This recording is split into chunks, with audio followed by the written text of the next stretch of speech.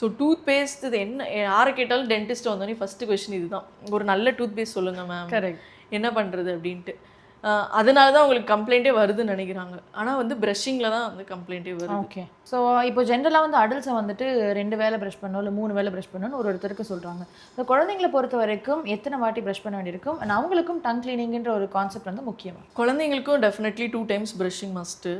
ஏன்னா நிறைய சாக்லேட்ஸு, நிறைய ஸ்நாக்ஸு, இன்பிட்வீன் நிறைய சாப்பிட்டுட்டே இருப்பாங்க. அதில் மெயினாக எல்லாமே வந்து ஸ்டிக்கியாக இருக்கும். அதே மாதிரி நிறைய பேரண்ட்ஸ் இப்போ என்ன நினச்சிக்கிறாங்கன்னா, சாக்லேட் சாப்பிட்டா தான் கேவிட்டிஸ் வருது அப்படின்ட்டு குழந்தைங்களுக்கு சாக்லேட்டே கொடுக்காம ஜங்க் ஃபுட்ஸ்லாம் நல்லா கொடுக்குறது. ஓகே. பீஸா, பர்கரு, சிப்ஸு, என்னென்னமோ என்ன ஜங்க் ஃபுட்ஸ்னு வச்சுக்கோங்களேன், எல்லாமே கொடுக்குறது. பட் ஆனால் சொத்தப்பல் வருது, கேவிட்டிஸ் வருதுன்னா அதுக்கு வந்து சுகர் கண்டென்ட் மட்டும் இது கிடையாது. எனிதிங் விச் இஸ் ஸ்டிக்கி, உங்களோட பல்லில் நல்லா தேங்கி இருக்கிற மாதிரி கார்போஹைட்ரேட் ரிச் எந்த ஃபுட்னாலுமே. ஸோ பீஸா, பர்கருமே வந்து இட் கேன் காஸ் கேவிட்டிஸ், உங்களோட சிப்ஸு எல்லாமே. ஓகே. ஸோ அதனால் சாக்லேட் சாப்பிட்டா தான் கேவிட்டி வருங்கிறது ஒரு மித்து.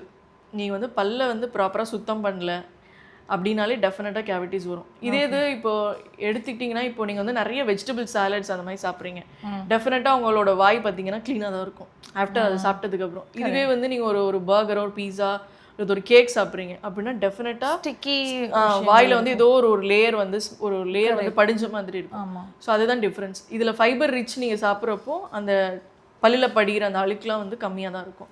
இதே நீங்கள் கார்போஹைட்ரேட் ரிச் சாப்பாடு சாப்பிட்றப்போ அது பல்லில் வந்து நம்மளோட வெளி சர்ஃபேஸ் தான் வந்து ஸ்மூத்தாக இருக்கும். நீங்கள் அக்ளூசல் சர்ஃபேஸ்ன்னு சொல்கிற அந்த பல்லோட டாப் சர்ஃபேஸ், பேக் டீத்லாம் பார்த்தீங்கன்னா அப்ஸ் அண்ட் டவுன்ஸ் இருக்கும், நிறைய க்ரூவ்ஸ் இருக்கும், ஃபிஷஸ் இருக்கும். ஸோ அதுக்குள்ளெல்லாம் மைன்யூட்டாக போய் அந்த ஃபுட் பார்ட்டிகல்ஸ் டெபாசிட் ஆகும். நிறைய பேருக்கு பல்லுக்கு சைட்லலாம் மாட்டிக்கும். ஸோ அதெல்லாம் லாங் ஸ்டாண்டிங்காக பல்லில் வந்து சொத்தை வந்து டாப் சர்ஃபேஸில் மட்டும்தான் வரணும்னு இல்லை,